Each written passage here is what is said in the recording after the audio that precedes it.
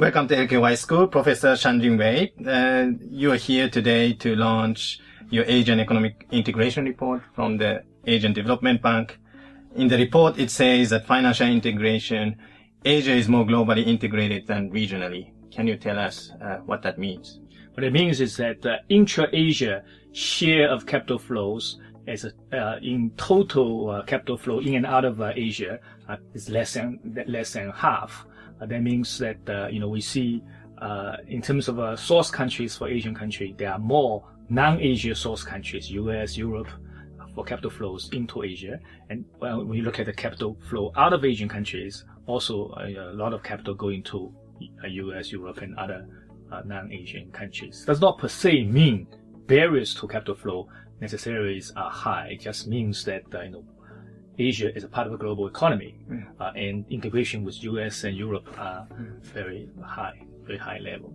I understand that there is a big difference between FDI flows and portfolio flows. Can you tell us a little bit more about the difference? One very important difference among different types of capital flows is their relative volatility. And we see that foreign direct investments tend to be more unstable, whereas cross-border bank lending, portfolio flow, bond flows tend to be somewhat more volatile. And one of the important implications for policymakers and for investors is that when global turbulences arises, one tend to see the more volatile type of capital flows tend to leave the region more quickly than FDI, the more stable type. Therefore, the composition of a country's capital flow often have implication on how vulnerable the country is to international financial shocks.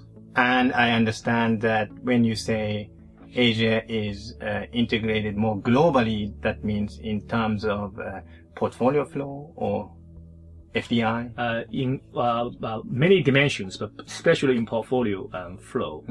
And there are a combination of pull and push factors from the pull side, precisely because US and Europe and together with Japan are world's major source of capital flows. Together they are also the world's major destinations for capital flows. It's not that surprising that Asia's exchange of capital flows tend to be very extensive with those countries.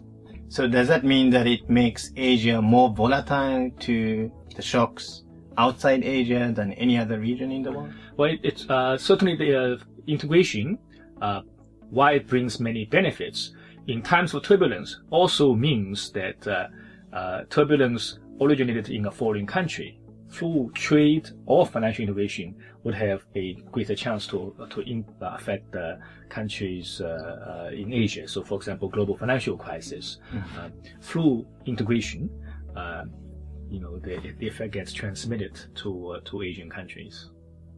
Can you tell us a little bit how you think it's going to change in the future? One other reason why we see a lot of capital inflow and outflow between Asian countries and non-Asian countries is that Asian countries' financial development is still at a relatively low level compared to high-income countries. Looking forward, therefore, we should expect to see lots of progress in domestic financial market development, in liberalization of cross-border capital flows. And these are the things we're going to see. In fact, recent Chinese currency's membership in SDI would also promote reduction in restrictions in cross-border capital flows involving China. And therefore, for the region as a whole, we should see more financial market development. What would be the main impediments for financial development in the region? Obstacles, challenges? Well, one impediment will be policies. Does the policy make it easy for capital to, can investors, for example, repatriate profits freely? Can investors convert either profits or revenues in local currency to international currency or not? If there's a risk associated with either exchange rate movements or investors in general, what recourse do investors have to those? So these will be important barriers to capital flows. So they are great importance for policy making. Indeed. Yeah. So that leads me to the second part of my questions. In educating leaders in the world, still today, American and European institutions are dominant. What would you see the role of the school like this, the LKY School of Public Policy, in the coming decades to come? Well, elite public schools like Lee Kuan Yew School can hope to offer the best of two worlds. Mm-hmm. That is, having world-class knowledge and simultaneously having very relevant Asian experience for people who are interested to be in the public service for Asia. Mm. So by world-class knowledge, I mean not only having faculty members, students participate very actively in the global knowledge generation, but also having very high degree mobility, hopefully between faculty here and faculty in other globally leading schools. By Asia relevant experience, I mean, I used to teach at the Harvard Kennedy School, Columbia, and CEPA, two public policy schools in the U.S. Clearly, there you see disproportionate amount of U.S. experience, perhaps to some degree Latin American experience gets reflected in teaching and research in places like Lee Kuan Yew School. Very rich experience of Asia potentially can be more fully explored. So you think that's an area that the school has a comparative advantage, and we should specialize and strengthen the area? Okay, thank you very much. Lastly, do you have any message for the next generation of young leaders that we're educating in our school?